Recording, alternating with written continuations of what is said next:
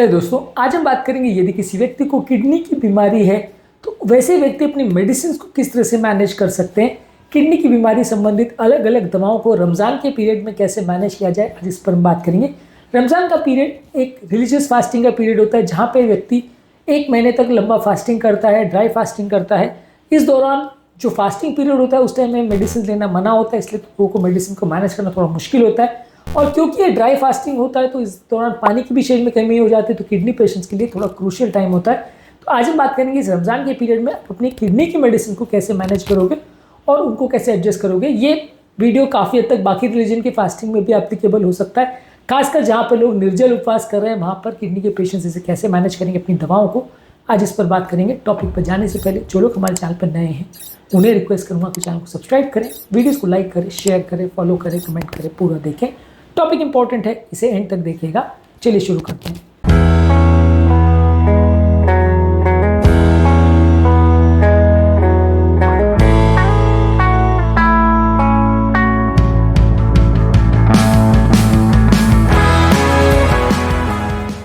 सबसे पहले कोई भी रिलीजियस फास्टिंग करने से पहले या रमजान करने से पहले अपने डॉक्टर से डिस्कस कर लीजिए कि आपके लिए सेफ है कि नहीं।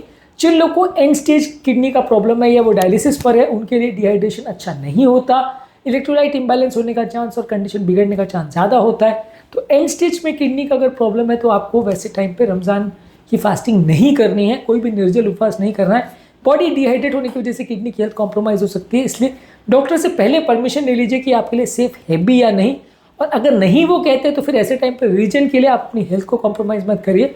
रिलीजन आपको परमिट करता है कि यदि आपकी हेल्थ बहुत ज़्यादा ख़राब है तो आप फास्टिंग ना करें, तो इसलिए अगर आपकी हेल्थ कॉम्प्रोमाइज़ होती है तो रिलीजियस फास्टिंग ना करें। And stage kidney disease patient के लिए एप्लीकेबल है। मेडिसिन का टाइमिंग को कैसे एडजस्ट करें। ज़्यादातर किडनी के पेशेंट्स मल्टीपल टाइम अगर मेडिसिन ले रहे हैं तो वहाँ पे आप एडजस्ट कर सकते हो कि क्योंकि मॉर्निंग का जो प्री डॉन ब्रेकफास्ट वाला टाइम है, सहरी या सहूर का टाइम है, या शाम को जो इफ्तार का टाइम है, उस दौरान आप कोई मेडिसिन नहीं ले सकते। तो जो भी मेडिसिन लेनी है उससे पहले लेना है या उसके बाद लेना है, उसके टाइम को एडजस्ट करवा लीजिए। इस मामले में थोड़ा ब्लड प्रेशर की मेडिसिन में दिक्कत आएगी, क्योंकि ब्लड प्रेशर की मेडिसिन और डायबिटीज़ की मेडिसिन में खासकर ये होता है कि एक टाइम कर्व होता है जिसमें दवाई मैक्सिमम असर करती है या कम असर करती है। अब इस दौरान यदि आप अपने मान लीजिए कि ब्लड प्रेशर की मेडिसिन को 2 साथ साथ में ले लिया, पास में ले लिया, तो थोड़ा दिक्कत हो सकती है। फॉर एग्जाम्पल, अगर आप एक डोज शाम को ले रहे हो 7-8 बजे, जो आपको दोपहर को लेना चाहिए था 2 बजे, उसके बदले आप 7 बजे ले रहे हो, और रात वाला डोज आप 9-10 बजे ले रहे हो, तो 7 बजे और 10 बजे वाला डोज पास हो गया। या फॉर एग्जांपल दूसरा डोज आप मान लीजिए रात को 10-11 बजे ले रहे हो सोने से पहले वाला, और मॉर्निंग का डोज आप सुबह 4 बजे ले रहे हो जो कि आपको 8-9 बजे लेना था।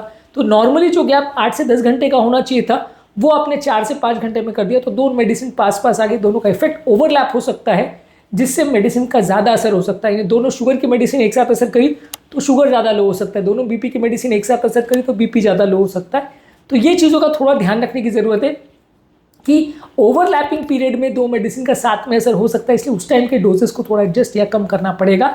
इसके अलावा जो यूरिन बढ़ाने की दवा है वो आपको किडनी के पेशेंट्स में कई बार कम या बंद करनी पड़ती है, क्योंकि अगर बहुत ज़्यादा आपने उस दवाई को डोज को लिया किसी भी टाइम पर तो ज़्यादा पेशाब होने की वजह से किडनी के पेशेंट डिहाइड्रेट हो सकते हैं और किडनी की हालत कॉम्प्रोमाइज़ हो सकती है।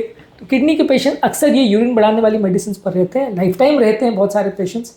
तो ये मेडिसिन को रमज़ान के टाइम एडजस्ट करना बड़ा मुश्किल है। जो वाटर रेस्ट्रिक्टेड फास्टिंग होती है वहाँ पे दिक्कत आती है, जहाँ पानी रेस्ट्रिक्टेड है वहाँ दिक्कत आती है, निर्जल उपवास में दिक्कत आती है। जहाँ पानी लेना अलाउड है वहाँ उतना दिक्कत नहीं आएगा, पर जहाँ पानी लेना अलाउड नहीं है वहाँ दिक्कत ज़्यादा आएगा।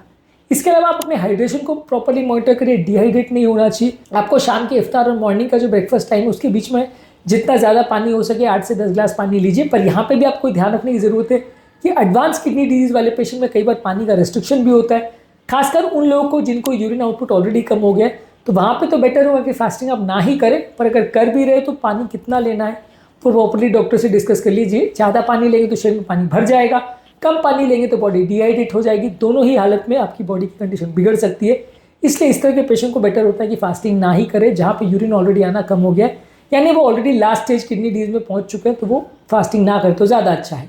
इसके अलावा नमक वाला, तीखा और प्रोसेस फूड्स बहुत ज़्यादा मत लीजिए, ये पानी की कमी को बढ़ाते हैं। डिहाइड्रेशन अगर हो रहा है तो इसकी वजह से कई बार लोग को चक्कर आना, यूरिन कम होना या यूरिन का कलर चेंज हो जाना, इस तरह के चेंजेस आ सकते हैं। तो इस टाइम पे आप इसको ध्यान रखिए और डिहाइड्रेशन के साइंस को मॉनिटर करें। किडनी डिजीज वाले पेशेंट्स में किडनी की मेडिसिन में खासकर जो डायरेटिक्स है जैसे फ्यूरोसमाइड, हाइड्रोक्लोरोथाइज़ाइड, ये दवाइयों को अगर पॉसिबल है तो बंद कर दीजिए और या तो इनके टाइमिंग को एडजस्ट करिए।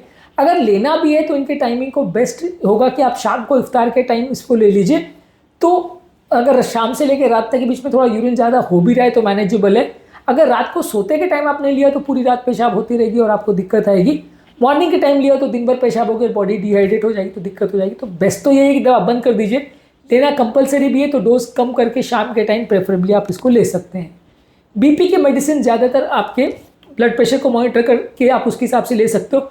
डोजेज को थोड़ा सा आपको चेक करना पड़ेगा कि कौन सी दवाई का ओवरलैप है और ज़्यादातर मॉनिटर करते हुए ब्लड प्रेशर को मॉर्निंग और इवनिंग टाइम में आप दवाइयों को ले सकते हो या मॉर्निंग नाइट टाइम में लेते हो। बीपी की दवाई ज़्यादातर 2 बार ही चलती है तो इसलिए इतना दिक्कत नहीं आती है।